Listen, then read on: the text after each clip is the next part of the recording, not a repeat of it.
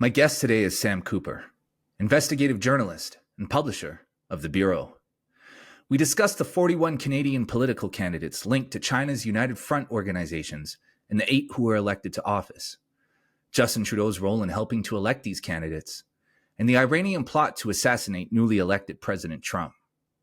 Sam continues his effort to unearth the hard truths about Canada's relationship to communist China and pulls no punches in his assertion that the problem is far worse than we know.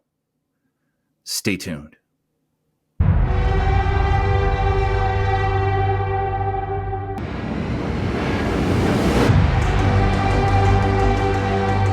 Sam Cooper, back in business. How you doing, my brother? Looking good. The swoop is coming back slowly. I like it.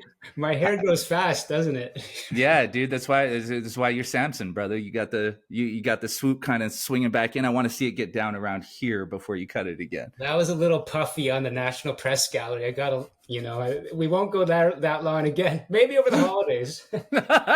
So, dude, there is so much to talk about, and there is a lot happening in your world. There's a lot happening in the world in general.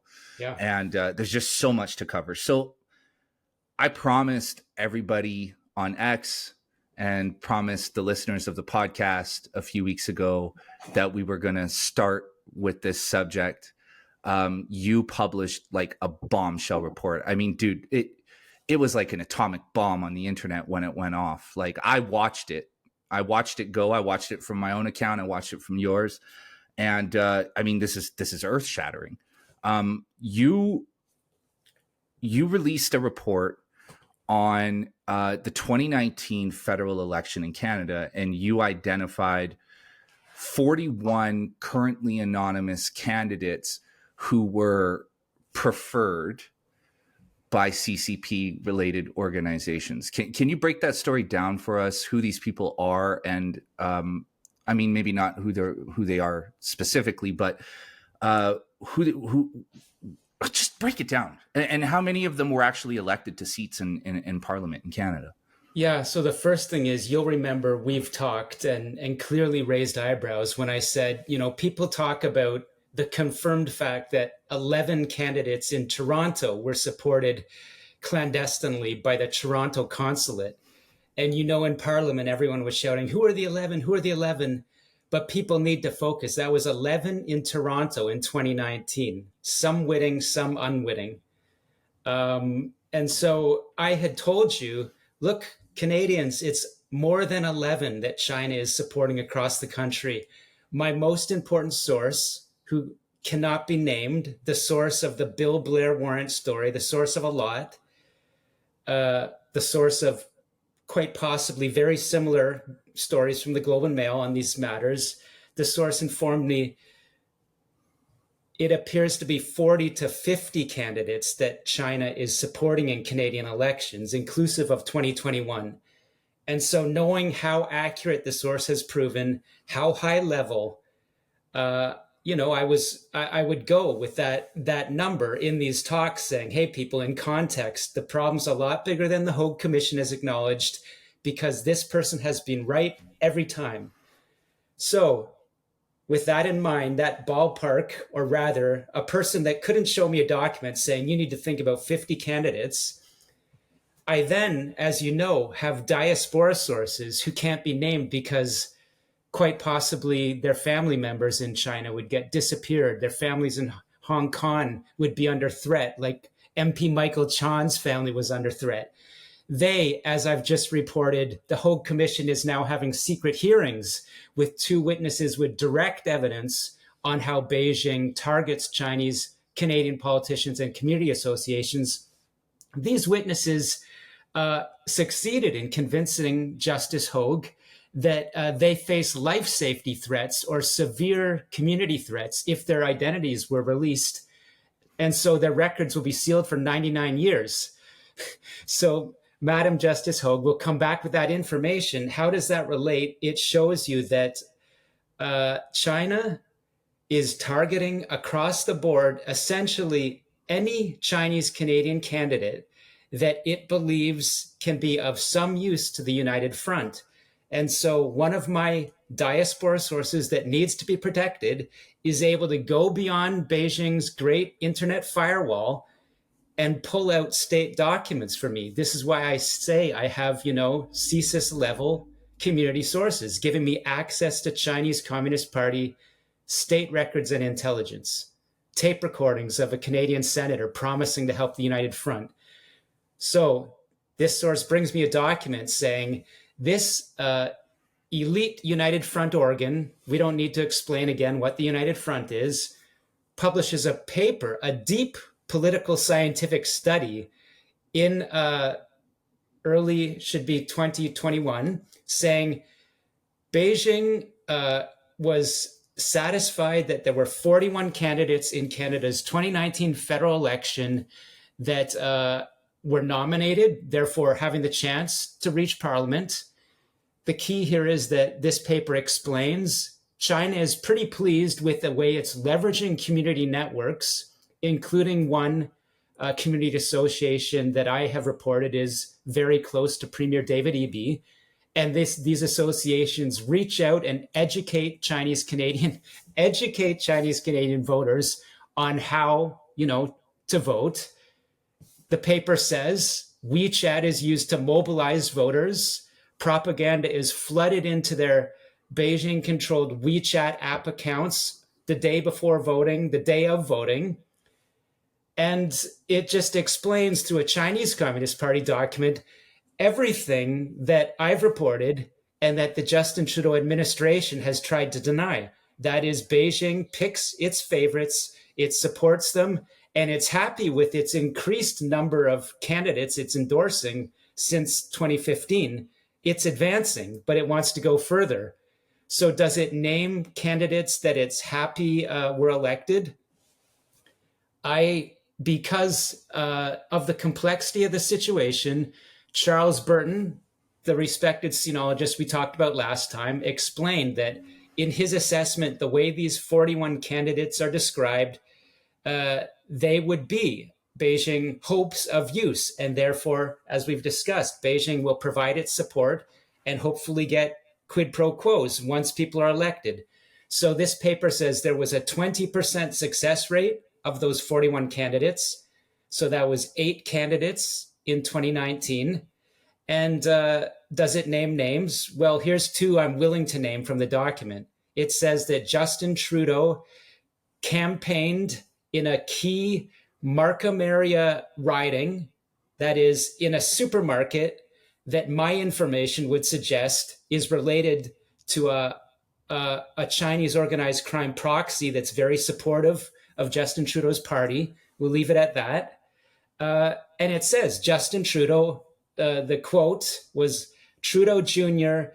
went to this riding demonstrating he understands how important votes of the Chinese Canadian community were in this election, which, as you recall, was a minority. He lost his majority. Who else is named? Minister Mary Ng. This Chinese Communist political science research paper that, as Charles Burton explains, coaches United Front agents on how to interfere in Canada's elections, notes it was positive, and I'll paraphrase, they were happy that Justin Trudeau appointed Mary Ng to his cabinet. And Mary Ng is an MP or a candidate from a very important Markham riding, which was formerly held by John McCallum, another person that comes up in the intelligence documents that I've reviewed. So those are 2 people I've named. I just want to say that, of course, Justin Trudeau steadfastly from the start has denied that his party is vulnerable to Chinese interference. He's called scrutiny of these matters, essentially called them, anti-Asian. He has called intelligence sources criminal leakers. And so that is that. That's his point. But as we've discussed, when he testified, he was recognized for holding up a McCarthy-like list and saying, I know the names of conservative politicians who are strongly suggested to be of concern with regards to foreign interference. mark this, never did he say, there are caveats on this intelligence, or intelligence is not evidence. So that's what I'll say for Mr. Trudeau. Mary Ng, after I, in my press conference, asserted that my sources indicated Mary Ng was unwittingly implicated in the Greater Toronto Election Interference Network in 2019. Again, note, she's named in this Chinese Communist Party document, which credits her being named to cabinet by Trudeau. She also has denied any involvement in foreign interference, says she takes foreign interference very seriously. I do note that she sent out a post on X asserting with an ad hominem tone that I had been chased out of media, which is, I'll just say it now, which is a direct lie. I think I've told you that Global News repeatedly, after my reporting on election interference at the highest levels, encouraged me to apply for a promotion, and I chose the venue of the Bureau rather than apply for that promotion. And I just want to add here, the Bureau is bigger than any Canadian legacy media outlet at this point in time, in terms of impact, in terms of influence. In terms of recognition among United States key people, I'll agree with you on that. Yeah. Yeah. Well, you know, I know you're humble, but I'll say, just personally, as somebody who observes, not as your friend, but as somebody who observes, that your reporting has more impact on Canada than anything that has come out of the Globe and Mail, CBC, CTV, any Canadian media outlets. You're bigger. So for Mary Ng to suggest that you were chased out of Canadian media, it's false. It's not only false. It's actionable. It's actionable and patently ridiculous that you were chased out of legacy media because of it. And I'll say this to everybody listening, that if at any moment Sam Cooper decided he wanted to become a staff writer at any one of these networks, Sam would be in there in an instant. So, and you can be humble and be like, that's not going to happen. But I've made my choice. I don't want to be a government subsidized reporter in an industry that is clearly, coming up for hard times with the new government. And look, I'm where I want to be.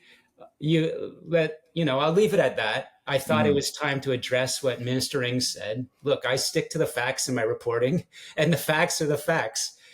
I don't do ad hominem, and I stay, with an even keel and balance. But I'll say that, okay, she denied something and she took a false shot. We'll just leave it at that. But there's a strange correlation, just really quickly, there's a strange correlation between her statement and the disgraced journalist DMs I get from these suspicious accounts on X. Let's just say that. That's me saying it. Correlation between some of her posts on X and Chinese communist language previously. I'll leave it at that.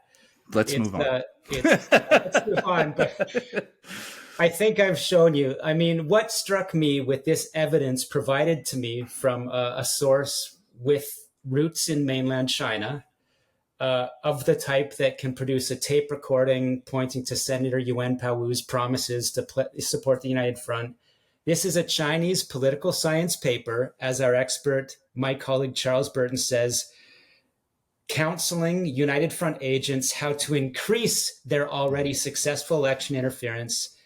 Justin Trudeau is named positively. Mary Ng is named positively. Other people of interest are named, but I'm just going to leave it at that.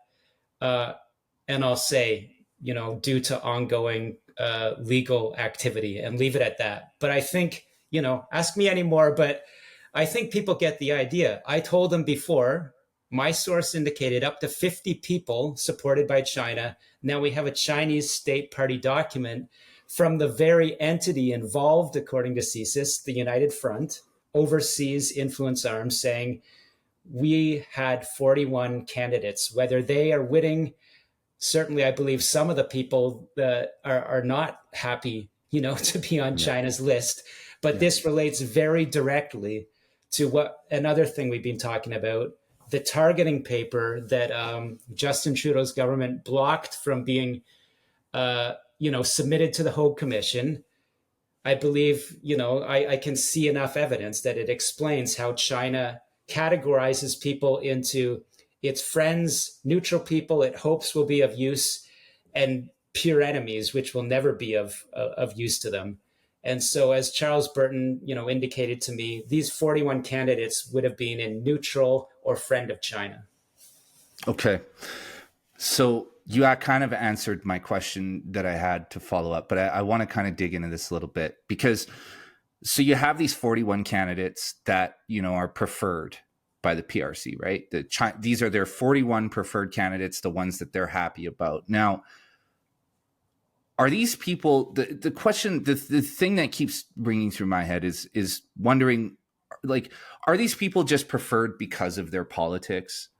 Or are like do they just so happen to align with China's ambitions and that's why they're preferred? Or is it what most people are thinking, where these people are kind of like Manchurian candidates? Some of them I'm aware of concerns with a Manchurian candidate no one's ever heard of, very currently running for one party with direct elite United Front links. So very clearly, some are 100% already captured. People can believe that because I've seen the documents, and we're talking about present days and ongoing issues. Some of them already have relationships with the Chinese Communist Party. Some already have relationships with Chinese organized crime, therefore captured.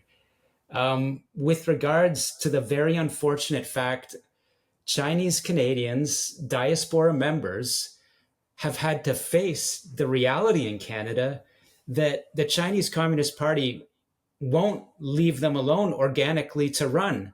I've heard from people of the highest quality from the diaspora, and I'm not going to name names, talk to me about how they had to, have meetings with Chinese consulate officials who would talk about, do you have X amount of diaspora members in your riding? Sort of implicating we can be of assistance and this kind of thing, right? And it's gone further. I've had evidence that I cited in Willful Blindness where a very clear asset of the Chinese Communist Party, who's a BC politician, who's directly associated to organized crime and Chinese intelligence, who even has a family member in the United Front, and I'll leave it at that, went up to one of my sources and told them, if you get on side with the June 4th issue, Tiananmen Square, with Uyghurs, etc., then we'll give you support. And the person told me, this happened shortly after they had a little interaction with the Chinese consul general. I'll just say in a city, so I can, I've already said BC. It was in Vancouver. So let's leave it at that. That answers your question that some people, there's people that very clearly have become critics of the Chinese Communist Party and made enemies with their stances in Parliament, and they'll be the most ferociously attacked by United Front networks. There are others that very clearly are already on side, and indeed the intelligence says have promised to attack Chinese Canadian politicians who are critics of the party. So in the middle, it's people that could use a little bit of support in their riding, and very clearly it relates to, do you have a significant diaspora voting base in that riding? If so, China thinks it can leverage it, and so that's where it gets sophisticated with regards to these targeting paper methods. Yeah, and this is where it gets messy, because how do we manage this, right? And one more thing I'll add, it very, very clearly the intelligence says that I've reviewed, China strongly believes that any Chinese Canadian candidate will almost certainly, be on their side or be able to be influenced to their side. Charles Burton told me, in an interview, that I didn't use anything in my story about this Chinese Communist Party report, says that China believes it, either, through physical threat leverage on family members in China, or by employing sort of trying to stir patriotic embers, about, the motherland, etc., that it can access Chinese politicians. That's just how it is. And this is what Madam Justice Hogue will hear, I believe, in this safety protected testimony she's going to get from people with direct knowledge. But, it also involves candidates of all races, right? All backgrounds. And so this is why I say that the number of 50, at least, or let's just say 50, I've heard candidates supported by China in 2021, that's a slam dunk, because I know that there are candidates that most certainly are not Chinese Canadian, but are on, that list in Toronto that would be supported. And it's across the country, other cities. Man. Yeah. And I've been trying to pick this apart myself, right? Because I read the Bureau religiously. And when I read your reporting, I think, okay, 41 candidates in 2019, 8 of whom were elected. Now, we don't know, exactly what their role is or what their connections are to these consortiums, right? We don't know. And is it just that they share the same worldview and therefore China is in support of them because they think that they would be beneficial, or are they directly working on behalf of them? And a step further before you answer is, how do we tackle it? Because we can't bar Chinese Canadians from running for parliament, right? Nor can we do anything to really get into the Chinese diaspora and reverse course in terms of the propaganda that they're receiving from CCP, networks. And furthermore, for people who aren't aware of what WeChat is, it's the Chinese version of WhatsApp. We can't ban WeChat either, because then that becomes a free speech issue. So how do we manage this? Because it just seems like it's so out of control and so overwhelming. There's really no way for us to strip it out. This is exactly what they say in Australia. The people that were, instrumental to getting new, stronger laws around treason, foreign agent registry, said the fact that the Chinese Communist Party is so abusive and so embedded in the community and so embedded in parliaments, in Australia, we've talked about New Zealand, clearly Canada, it distorts the organic, natural political ability to be a constituent, on your own beliefs. And MP Jenny Kwan's testimony and her lawyer's arguments have been very, very cogent on that point. As someone that certainly was targeted, as an MP that China wants to influence and thinks it could probably use. This is my statement. I think the facts support it. Clearly, at some point, by her, continuing to raise human rights concerns, she then becomes an attack target for the Chinese Communist Party.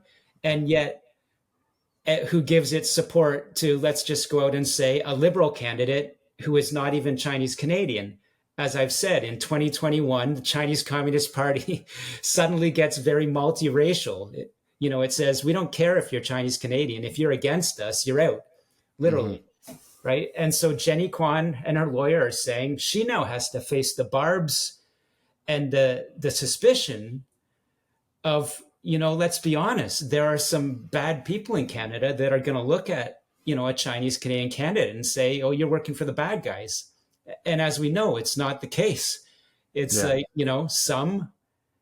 a good amount don't want to have anything to do with that. But this gets to my answer, what's going on here.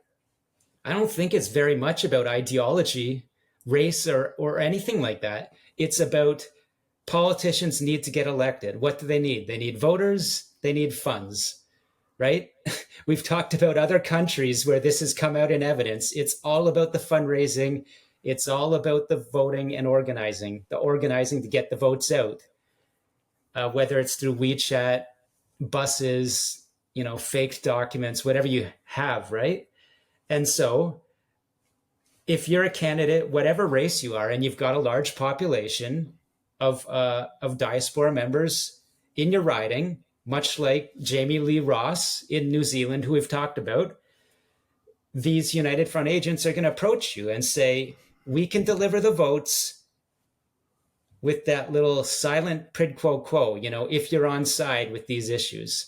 So that's what it's all about. How does that work? And the people that I'm talking about without naming, look, they will be asked to give speeches about why Canada, for some strange reason should have, Nanjing massacre memorials across this country, why Canada should be, helping China build up its base of propaganda within our country.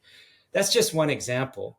But I can very clearly point to people that, after getting elected, are directly involved in such activities, even legislation, which for some reason, I'll leave it at that. There's very clear cases that didn't come up in the Hague Commission that are very illuminating to, various other things that have come up in the Hague Commission. And just to kind of add to what you're saying, this whole idea of influencing diaspora groups is direct from Mao Zedong, right? Like that was his tactic. His strategy was to export the Chinese population around the world because he knew that those people could be manipulated and controlled, especially if they had family members and businesses and things that they cared about on mainland China. They could be influenced. And so this is like a direct Chinese communist strategy, is to export their population and then use that population to shift the face of politics in whatever place they're in a way that benefits the CCP. That's just what they do, right? I'll make this comment. I remember a story where, documents literally say that the United Front, through some, reverse racist ideology, claims to have control over diaspora populations simply because of the fact that they have Chinese ethnicity. It's so deeply wrong in so many ways to what democracies are about, but that's what it is. And then these overseas Chinese associations, United Front groups, very clearly through, gangs, through intelligence officers hidden in consulates, and apparently even hidden in actual voting booths. And now we have some indication of that in Toronto in a legal document, tries to control the population. And so I wrote a story, and a graphic editor, through their own sort of artistic vision, drew some puppet strings. And did that ever cause a flood of United Front emails and outrage to corporate people? Graphic is removed, this is racist, et cetera, et cetera. Well, it's a fact. It's truth. It's hard to digest. It's a little bit unpalatable, but who's the abusive force behind that puppeting? And what impact is it having with the people that they're trying to put on the end of the strings, who are living under fear of death in some cases, as this new Hague secret hearing very clearly asserts, right? So that happens. And what you're saying is, I don't know back to Mao Zedong and his plan, but very clearly, what I've heard from experts in intelligence in Taiwan is, however diasporas develop, without doubt, China uses United Front agents and organized crime in efforts to control them. So if officials are saying you go there, doesn't even really matter. If they go there naturally, which does happen a lot, still they're going to face that type of control because that's how Beijing operates. That's right. And, not to go into a long tirade on Mao, but, he viewed the Chinese population as being objects, as being a means to an end, right? It's why 100 million Chinese died, because he viewed them as merely slaves to build his industrial base, and he didn't really care what happened to them. Without question. And it's the same thing with exporting the Chinese population. He views them as tools of to gain influence and control over foreign governments. And I have a hard time believing that Xi Jinping views them any differently, right? I have a hard time because the U.S. government says that they are behind methamphetamine production, sales, money laundering, and they want people in other countries to die. I have a hard time because the evidence proves that organs are harvested from groups that China is scared of, right? So yes, it's not hard to see that that regime, that party, criminal entity, if you want to call it that, which a growing number in the US government call it that. This isn't even hawkish to say it. Yeah, they do not value life. They only value protecting their regime. And I'll just add one more. I have a hard time knowing that what Sam Cooper says and reports is exactly what the Trump administration also believes, and the US Congress recently reinforced in their report on China's involvement in the fentanyl epidemic. And the fact that Sam Cooper is frequently targeted by these people just goes to show you that he's revealing some things that they are desperate to keep hidden. So I have a hard time believing otherwise, right? You don't have to comment on that. And they can target me too if they want. I don't give a shit. But I want to pivot here, actually, now that the U.S. government, and you know what? Actually, before we move on, because I want to zero in on Trudeau here, because in that report that I just called it ACFROC because that was the acronym that they used. So in the ACFROC report that came out of the United Front report, political science report on how political succeeding and interfering in our elections, right? Justin Trudeau is specifically named, right? And in your report, you covered that as well. So Justin, I just want to kind of lay this out here because so you have Justin Trudeau goes to Markham, a key riding where there's, a ton of Chinese diaspora members who are, going to, who are being influenced by propaganda flowing through on WeChat, right? And live in fear of the gangsters running that riding. Exactly. Live in fear. And Justin Trudeau shows up in support of the candidate in that riding who also happens to potentially be a preferred candidate of the CCP, right? Now, does Justin Trudeau go to the supermarket and talk to the diaspora knowing all of this? Or is he just another unwitting pawn in this entire game where his aides say, look, we have this, this campaign stop for this candidate. We need you to go and speak on their behalf. They hand him his talking points. And then that's that. See, the thing is as more is revealed, it becomes more convoluted and it becomes more unclear as to how much these Canadian politicians are aware of their own involvement in this. So just based on what is Justin Trudeau knowingly kind of playing this game, or is he just completely unwitting in all this? I would say with confidence that he's very witting, because I can say that the sources that have proven 100% accurate have said that he's been briefed right from the top of CSIS. The documents say, whether him and his office claim that they didn't get to him or not, there's enough evidence that he has received direct briefings, including in 2019, before this Chinese Communist Party document says days before the election, he went to a very important area for, attracting these votes. This would be after he was briefed on concerns involving the threat actors and another Toronto riding, right? So there's no question that he knows, and there's no question that he knows very well that China, that is Chinese Communist United Front networks, support his party and have been critical of the Conservative Party and attack the Conservative Party. That's my belief based on the evidence. And it's the same thing that some partisan, that is, Conservative Party lawyers in the Hague Commission assert that Justin Trudeau's decisions with regards to China were clearly partisan. Non-partisan participants in the Hague Commission have indicated the same thing in their filings. And as the subject matter expert outside of CSIS and RCMP on this, I say Justin Trudeau 100% knows that he, before 2019 election day, long before, he knew of these concerns. Why is that important?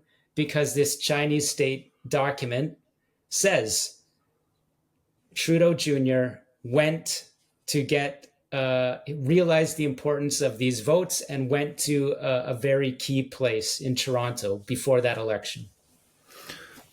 That's what I thought. And just really quickly, because okay, so these two witnesses who are going to be interviewed by the Hague Commission, is it just their identities that are being locked away for 99 years, or is it their testimony that's going to be locked away as well? From what I can gather, like much of the other testimony in relation to the Bill Blair warrant delay and some other key cases, key witnesses are named, but you have a sanitized summary of their evidence for national security reasons, etc. In this case, the names will be blocked for 99 years. And I believe both for what the judge has said for physical safety reasons and protection of other, impact reasons, and probably national security reasons, there'll be sanitized reports that accessible to public. But, the thoughts in my mind are these the types of witnesses that could give very direct evidence of whether certain politicians, were not only witting, but directly involved in threat activity? Are these the types of witnesses that, because they might have received threats from the very same gangsters that supported some candidates, could give the Hague Commission that evidence? Quite very, very plausible in my mind. That will be the kind of evidence. And so if it doesn't, it's hard to trust that, as some of my expert sources in recent stories have said, how will we know that we're getting anything close to the truth on the Bill Blair warrant delay story? I know we've talked about this. A former CSIS expert came out and said there 100% should be a criminal obstruction investigation because the facts of that warrant delay are so unprecedented and egregious that it appears that delay would have been for senior Liberal Party officials to warn people impacted by that warrant, don't talk to certain people because, someone could be listening. Yeah. So that type of, I don't have confidence that we'll get to the bottom of the warrant issue. Similarly, I don't have confidence that these witnesses will, what they allege against whoever they're going to make the allegations against, that we'll ever find out. But I do think it's very positive that, that they're protected and they're going to be able to share whatever they know. And I don't know what they're going to say, but I hope Madam Justice Og takes it seriously, and it looks like she will. Well, look, my perspective on all this is, as I follow your reporting and as I follow just what I see what's coming out of this commission, I find it hard to take the commission seriously. Because how is it possible that all of these important documents are being blocked? The targeting paper, that's probably the key piece of evidence in all this, blocked, right? We have all of this evidence that's being submitted, either completely blocked or heavily redacted. How are we supposed to figure this out? And just the fact that we have two witnesses who are coming in, whose identities and the statements that they give have to be locked away for 99 years, that alone should tell us that we have a pretty big fucking problem. Sorry, Ms. Cooper. No, you know what I mean? A key point here to support what you're saying is MP Michael Chan's lawyer, everyone knows, but to remind people, MP Michael Chan, the person whose family and himself were targeted by Chinese intelligence and Trudeau's government never warned them. His lawyer, Aaron O'Toole's lawyer, other lawyers are saying, look, on the Bill Blair warrant delay, unprecedented. Every inference from the facts that came out in the case suggests that the Liberal Party obstructed this highly explosive and sensitive warrant application so that it could warn senior party members that we've got a problem here. Don't get caught up in a wiretap. These lawyers in their final submissions are coming out and saying it, but they're making the argument that the genie was already out of the bottle, that the warrant target is Michael Chan, and Michael Chan, showing some division between himself and the Liberal Party now with his own lawyers, or his own public, social media statement, has said, I, Michael Chan, am the warrant target.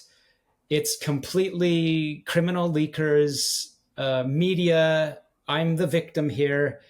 And Madam Justice Hogue, please confirm that that this warrant targeting me and the electronic surveillance of myself didn't turn up anything of concern. I'm the victim. I didn't do anything wrong. That's his argument. Justin Trudeau's government's argument is, we don't know who the target of that warrant is, even though it was established in previous testimony, even though everyone knows that this was a key case that Hogue said. The Globe and Mail reported this. As you know, I had the information and wanted to report it because I understood the impact of this obstruction possibility. I didn't report it. The Globe and Mail reported it, and it's a huge part of the inquiry. Everyone knows it's Michael Chan, but the Justin Trudeau government lawyers are saying, no, you can't name, we don't know who the target is. So it's called the warrant at this point in the commission. That shows the absurdity. And, although they're partisan lawyers, they're telling Madam Justice Hogue, you can't let that stand. You have to confirm. Of course it was Michael Chan. Everyone in the country knows it. Here's what happened. So that's where it is. And it is absurd that you can be in this legal bind, right? That the half clearly implicated, as I'm saying, my 32-year veteran CSIS RCMP senior officer source says, never seen anything like this. It has to be a criminal obstruction investigation. Not saying they did do that, but the facts demand that type of investigation is mounted. And yet here we are, Trudeau's government. We don't even know who the warrant target was. And just what you broke down there, to me, it just feels like all these commissions and things that we're just wasting our time and money. We're just wasting our time because we're not going to get anywhere with this. I mean, the Hogue Commission has all but disappeared from public discourse and media. You're the only one reporting on it. And it just feels like, yeah, we're just going to do this song and dance again. We're going to determine that things are really, really bad in Canada, and then we're just going to be apathetic and ignore it and just move on. And, we'll go back to paying attention to culture war issues whenever Poilievre and Trudeau get back to campaigning. It just drives me nuts because we have a real problem, like a devastating problem. We have a cancer. We have cancer in our country. It's like Charles Burton said. I mean, it's like MP Michael Chan has said, they're burying the problem in process, but I want to couch my opinion is a bit different. I think historic documents have been presented due in large part to my work. And a lot of people, if they care enough, do know that Canada has a deep problem. And we will get recommendations that at least move the needle a bit. So, we'll get something, but I do agree with you that the chances that we get accountability are quite small just because we don't do accountability in Canada. Randy, yeah. MP Randy. Cocaine Randy. That's me saying it, not Sam, for lawyers out there. Cocaine Randy. I do find it pretty incredible, too, that you're able to make history the way you are after being chased out of legacy media, allegedly. But I want to move on here. I want to talk about man, there's so many things to talk about, but I want to talk about the IRGC's plot, Iran's plot to assassinate President Trump, because this was another bombshell, like something that just exploded.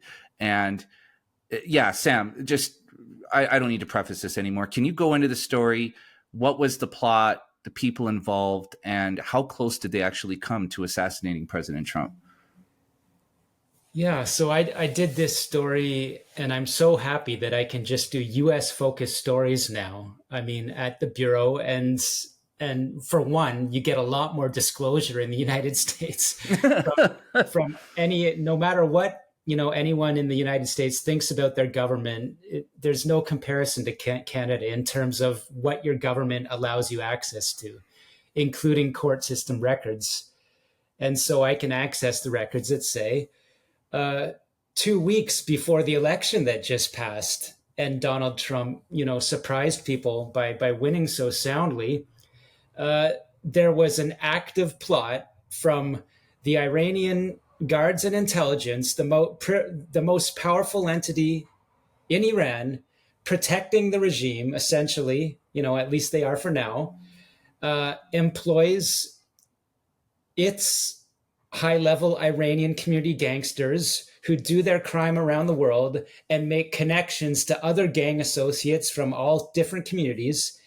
And so it has this active rolling plot in the United States to target an Iranian community journalist in Brooklyn, New York, who's a huge thorn in their side because she wants women to have equal rights and things like this.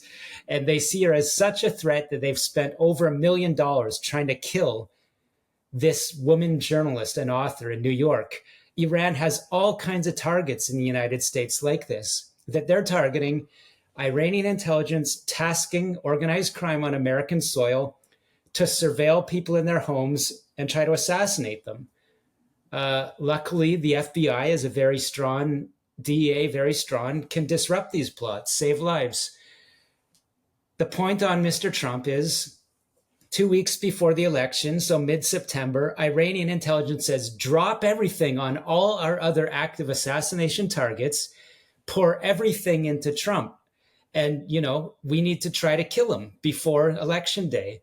And so what came out through, an interview of this Iranian gangster that the FBI, flipped or got or caught, I'm not sure exactly what, he disclosed that he was told, give us a plot. We need a very firm plan on how you're going to use these assets to assassinate Trump. And if you don't give us in a plot, then we're going to stand this down because, there's a lot of eyes on the election. We'll try to get him after, hoping he loses and be easier to get. This Iranian gangster tells his intelligence handlers it's going to be incredibly expensive to do this and difficult. And they respond, money is no object. We've already spent a lot.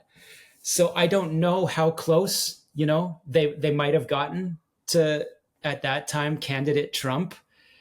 What we can say is that if they spent, over $1 million trying to assassinate a journalist in Brooklyn, New York, and they said they've poured, incredible resources into the Trump plots and want to spend more, that's got to be a huge number. I don't know how close they got. We don't have any indication from the FBI or DOJ documents yet, if it's related to, in any possible way, the two plots that we know of. I would tend to think not, but, we just don't know.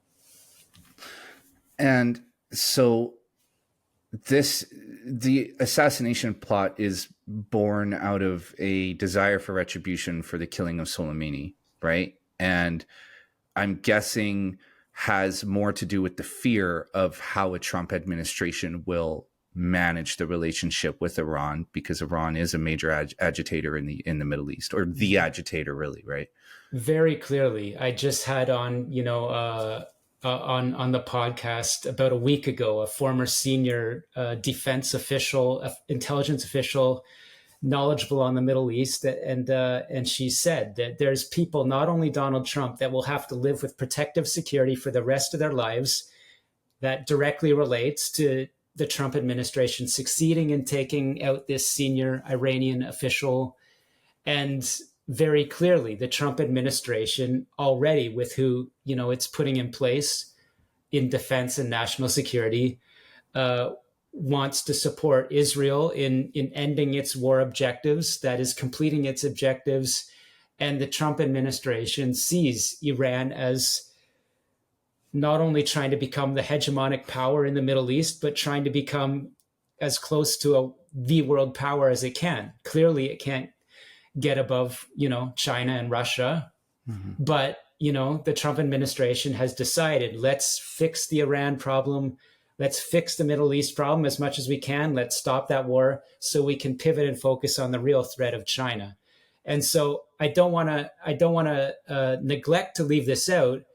I mean, I think the Globe and Mail did what appears to be a very strong story, probably based on a source very close to former Liberal, senior minister Irwin Cotler, who is, a very staunch human rights defender, lawyer, staunch supporter of Israel, staunch critic of China.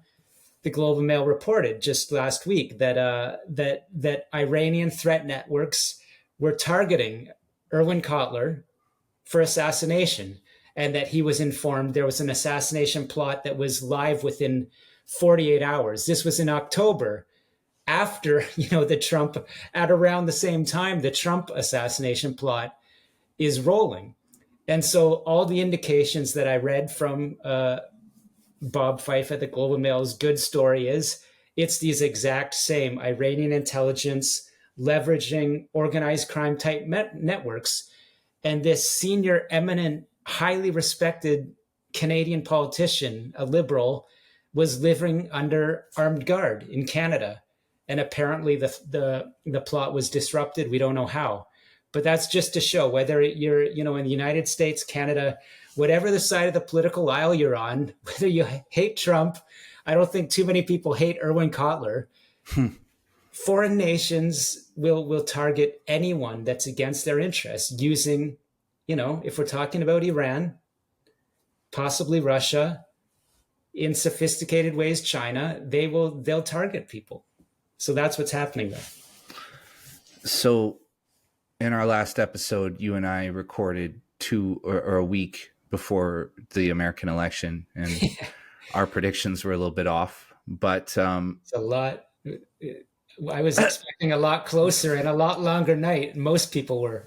Yeah, me too. And I was expecting a lot more civil disobedience and disruption following. I mean, there was some, but nothing. But nothing to the degree that you and I were expecting. But now we have an incoming Trump administration. All goes well. Fingers crossed. No, Iran assassination attempts in the future, which, for our listeners, to be clear, like this assassination plot that was uncovered, it's not over, right? Like but just because they're caught doesn't mean they're not going to stop trying, right? Like I was told by this former, Trump administration official, there's senior American officials that will never live without armed guards due to these ongoing Iranian efforts. So we have this incoming administration. We know that. I mean, look, let's be honest here. For the last 4 years, the Trudeau Liberals have basically, done everything that they can to walk all over Trump's name, his legacy, the legacy of his first term as president. They've literally referred to Pierre Poilievre as Trump 2.0, as being somebody who is importing Trump-style populist politics into Canada. Let me add that as Chinese intelligence characterized Aaron O'Toole in the documents that I've reviewed and reported on through WeChat, they plan to tell diaspora voters in our upcoming election that electing a conservative government will be electing Trump 2.0. Little did they know that, there's a Trump 2.0 already.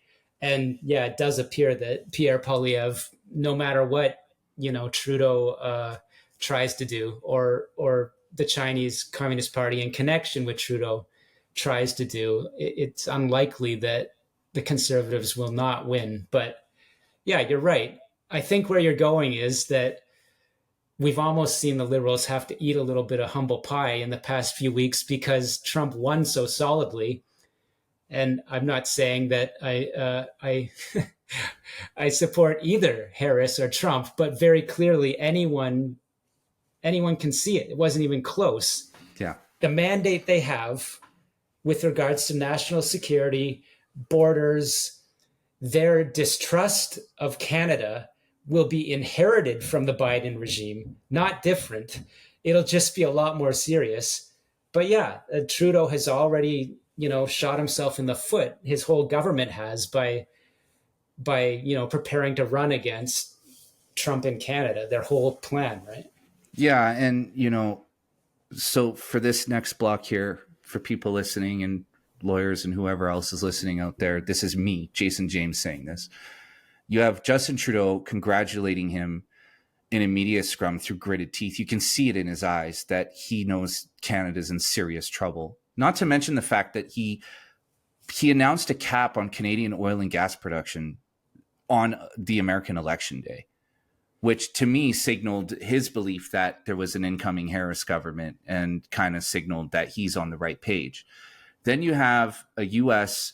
Canada Trade Committee meeting where Chrystia Freeland, Canada's deputy prime minister, she looks like she's on the verge of a nervous breakdown. Like she's talking to the press and she just looks like she's literally in the middle of the worst possible nightmare that could have ever happened to her and her government. And from my perspective, we've eliminated most of our bargaining chips with the United States, with an administration that wants to put tariffs on Canadian exports, right? We don't have any bargaining chips because now we have a cap on oil and gas. We're in a bad space. So in your view, how does the Trump administration align with this Trudeau government, and how does that relationship flourish? Quite clearly they're treating this as a lame duck government, which it is, but just a cat trying to enter the room there. So it's all good. Just keep going. All good. They're treating it as they should, as a lame duck government. And there's obviously going to be some, diplomatic niceties sort of suggesting that this current government is the one to negotiate with on trade, or the one to talk to about whatever the Trump administration will enact in the Middle East, etc. But I think that's just, as they say in wrestling, it'll just be kayfabe. It'll be an act. Like they're not really engaging with this government because they don't expect it to be there, longer than a year. And why would they negotiate with a government that isn't going to be there? And beyond that, they quite clearly have the highest degree of disrespect for. Yeah. And they have shown their disrespect repeatedly. And look, all goes well. We get an election before October 2025, which, listeners, I know you're hanging on to hope, but that's probably not going to happen. So October 2025, we have a major sea change in Canada. I don't want to jinx it, but I can see exactly what happened in the United States repeating itself here in Canada, because I think a lot of people are tired with the culture war stuff. We're tired of the carbon taxes and, so on and so forth, of many things that have come out of this Trudeau government that have hindered our ability to just live normal, regular lives. And so, yeah, Sam, do you have something to add there? Yeah, I don't even think it's controversial to say that the vast majority of Canadians want to be over the culture wars. They don't, you don't have to be of any political stripe to see that there's been, game-changing out there policies that the vast majority of Canadians don't support. And I'm not just talking about with relation to, carbon or fuel. You can go across the board on cultural issues, and most people just want to get on with it. And they're worried, how's the economy doing? Why can't I afford a home? Most people, Trump or not, like him or hate him, they want to have a good relationship with the United States, because without one, we're screwed. Yeah, we're nothing. we're a big chunk of land north of the undisputed world power, right? So final question. We didn't even get into the fentanyl super lab, but I know you got to run soon. Your cat's telling us to wrap it up. So Pierre Poilievre is elected. We have a major sea change in Canadian Parliament and with our leader. How does Pierre Poilievre align with a Trump administration versus a Trudeau government? My sense is they would get along. I mean, I haven't really looked into it. I have a little bit more, perspective on MP Michael Chan, as a sort of a foreign policy expert and someone I've had the chance to talk to at various panels, etc. And so I think MP Michael Chan, seen as a very respected legislator worldwide, very balanced. I think he'll get along quite clearly on issues, on military, foreign policy, trade. He'll align well with the Trump administration, which is interesting. It's demonstrating that, again, I don't think anyone would you'd have a hard time convincing a lot of people that Trump is probably the most polarizing, figure, and a lot of people have very strong views on him. There's going to be, a huge kerfuffle around deportations and various things going on in the United States. But on trade issues, they won't be, that different at all from an MP Michael Chan type conservative politician. There'll be a lot of alignment there. And it's probably the same for Pierre Poilievre. Where it gets into areas where it gets, a little amplified and kind of, headlines is on the culture issues. And I tend to not like to go there too much myself. Because again, what matters? Yeah. Security. Is your family feeling safe? Do you feel your life's going in the right direction? Are you worried about bombs going off in the street? Are you worried about violent protests? Do you have hopes that you're going to be able to, your children will be able to afford a home, that you're going to have a good trading relationship with the clear leader of the free world? That's what the vast majority of Canadians, want to see. And probably a conservative government, who's ever leading it, will get along pretty well with the Trump administration. Whereas the current government, as we've said, has shot itself in both feet. There's just even if they had a miracle and had a better chance of winning by calling, Trump, the next coming of whatever, it's just that they don't have much chance in whatever they do. I've never watched a Canadian government so thoroughly destroy itself as it has over the last couple of years. And now with Trump's reelection in the United States, it's just the stone over the tomb. It's the capstone to it all, right? I want to just, before you go, because I know you got to run, I just want to zero in on something that you said. The Trump administration is going to treat Canada like a security threat in the same way the Biden administration did. Just to cap the conversation, Sam, can you just explain that a little bit? Why the Biden administration views Canada as a security threat and why the Trump administration will view it the same way?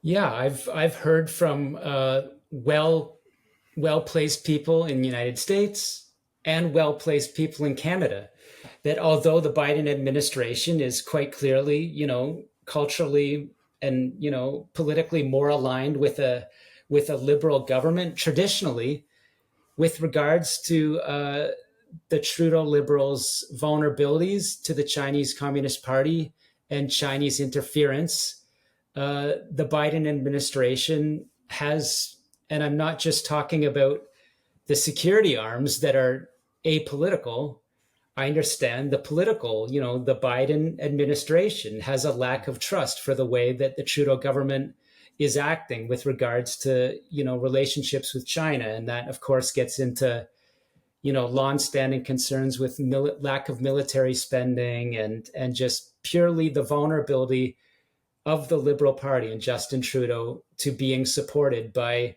or turning a blind eye to support from United Front networks. I hear from Canadian and US sources that's a concern, and it's quite evident why. And so the Trump administration, being even stronger than, I believe, taking a stronger position militarily, sanction wise, trade wise with China, it'll just make sense. And also, as we've said, having a much more deep seated existing distrust of the Trudeau administration when, after January, when Trump comes to power, that level of distrust of Canada as a falling ally will just ramp up. Yeah, I completely agree. Sam, I know you got to run, my brother. We didn't even talk about so for our listeners, if you're interested in learning more, there was the largest fentanyl super lab ever discovered in Canada was busted in British Columbia, but you'll have to read about that at the bureau.news. Maybe we'll get to that next time, Sam. Yeah, the couple recent stories, just to, come to the website, thebureau.news. What it's indicating is exactly what we're speaking about. Mexican cartels, Iranian Hezbollah-linked money laundering networks, and of course, the drug trafficking organization, the Chinese Communist Party, flooding precursors into Western Canada, an incredible bust of a super lab in the mountainous areas of middle British Columbia is a huge story. So we'll talk about it next time. Come to the website, get the details. And I just broke the news yesterday. Another crazy drug bust of Vancouver area mansions. If you read on the website, very directly linking to Beijing's United Front Work Department, one of these community associations named in the Hague Commission. Why we don't know because of redactions, but due to my long reporting history in Vancouver, I could tie a very elite Chinese Communist organization to the leader of a crime family busted in a drug bust, which says it all. We've said a lot, Sam. My brother, it's always such a pleasure to talk to you, man. I'm not wearing my bureau t-shirt.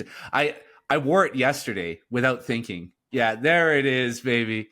Mine's in the dirty laundry right now. I wasn't even thinking yesterday. I threw it on and then I was like, oh shit, I'm talking to Sam tomorrow. Why did I do that? So anyways, it'll be on next time. Sam, my brother, as always, hang around for 10 seconds. But everybody, please go to thebureau.news. Sign up as a paid subscriber. I say this at the end of every single episode, but you guys, Sam is doing the most important work, not just in our country, but I would argue the Western Hemisphere and potentially even the world right now. He's saying the things that everybody's afraid of. It's why Canadian cabinet members go on the internet and say things like he was chased out of legacy media. If he wasn't a threat, they wouldn't acknowledge him. Yet here he is. And they're saying what they're saying. So the Bureau.news, sign up as a paid subscriber. Also, please follow Sam on X at Scooper Cooper. You will not find a more beneficial person to follow on X. I am a habitual refresher of his feed, and I promise you, once you follow him, you will be doing the same. Thank you, and I'm gonna tell people that we just said over the holiday we probably get together for a lager talk, maybe even with one of my imperial stouts by my side here. So we're working out a Sam Cooper Christmas special where we're gonna probably go through the entire history of this thing. And it'll be a 3 or 4 hour episode. I told Sam, I know he's the busy guy out there running around on his bike, getting, world-changing documents into his possession and reading them in graveyards. So whenever he can take time away from that, we will sit down, we will do it. And so you're now on notice. The Sam Cooper China Christmas special is on the way. All right. Thanks, brother. We'll talk again soon. Bye.